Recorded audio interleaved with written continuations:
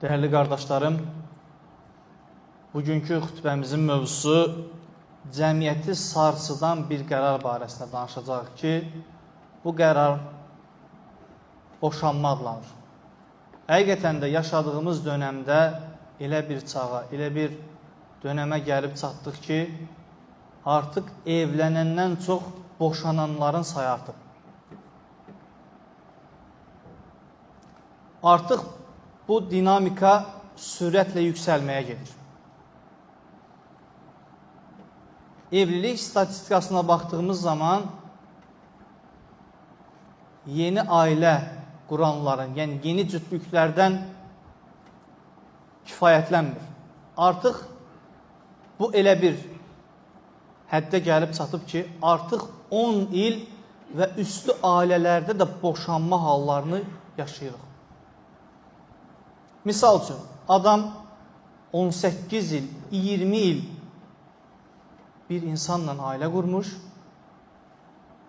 artıq bir müddətdən sonra 18 yaşına çatmış bir övladı olan hər iki cütlük ayrılmaq qərarına gəlir. Təbii ki, Allah Azza və Cəllə Quran-ı Azimuşşanda talaq adında bizə bir icazə vermiş. Boşanmanı bizə halal qılmış. Bunu anlayırıq. Amma bu qədər ailələrin ucuzlaşması demək, Allah göstərməsin, gələcəkdə ailə institutunun dağılması deməkdir.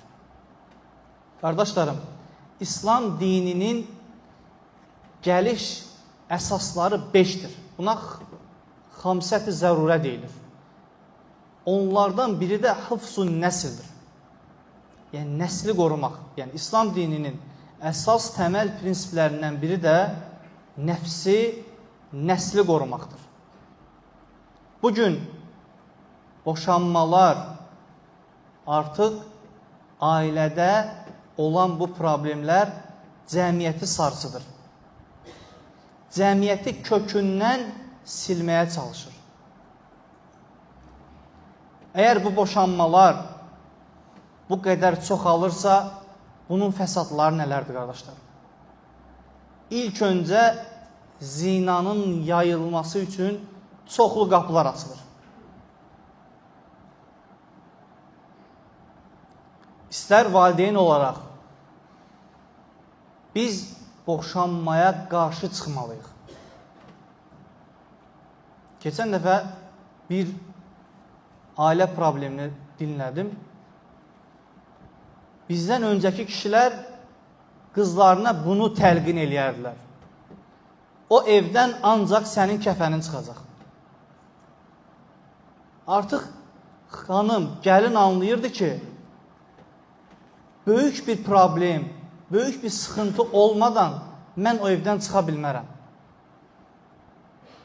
Artıq bugün elə bir şey yoxdur.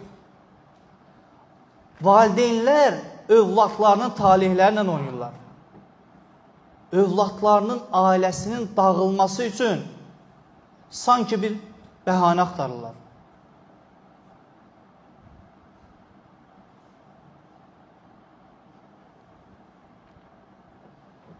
Yəni, bu evliliyi fürsət bilənlər də var.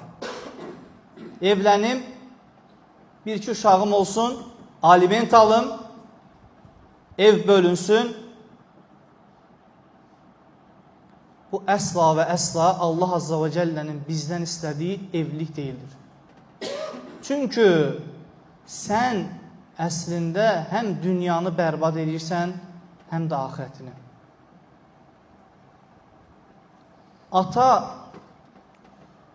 o qədər gözəl bir neymətdir ki, həqiqətən övlad özü atasının yanında olduğu zaman çox huzurlu və özünü qorumada hiss edir. Atasız bir övlad həqiqətən də çox çətin böyüyür, stresli böyüyür. Hər kəs öz ətrafındakı dostu, tanışı, öz atasından danışarkən bu övlad atadan danışa bilmir. Belə olduğu halda bu övlad travma ilə böyüyür. Sevgi yoxsul olur. İstər qız olsun, istər oğlan olsun.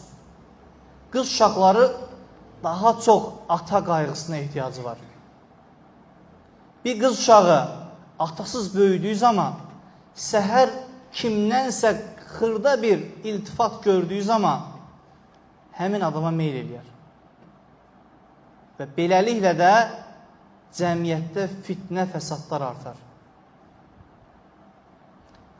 Ailəni hər iki evlənəcək cütlük qorumalıdır və ailəyə müdaxiləyə icazə verməməlidir. İstər oğlan tərəfin atası, anası və yaxud da qız tərəfin atası, anası müdaxiləyə qəti şəkildə icazə verməməlidir.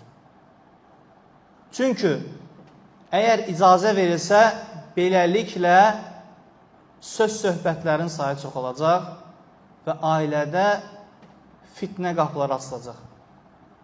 Və boşanmalar beləliklə də pikətdə gəlib çatır.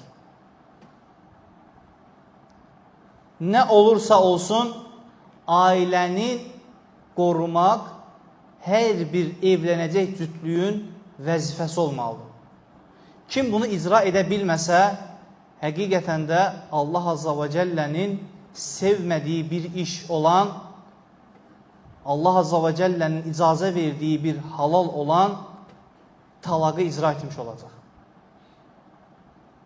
Və beləliklə də həm övladlarının məsuliyyətini daşıyacaq, həm də axirətdə Allah Azza və Cəlləyə lazımsız boşanmalara görə bir hesab verəcək.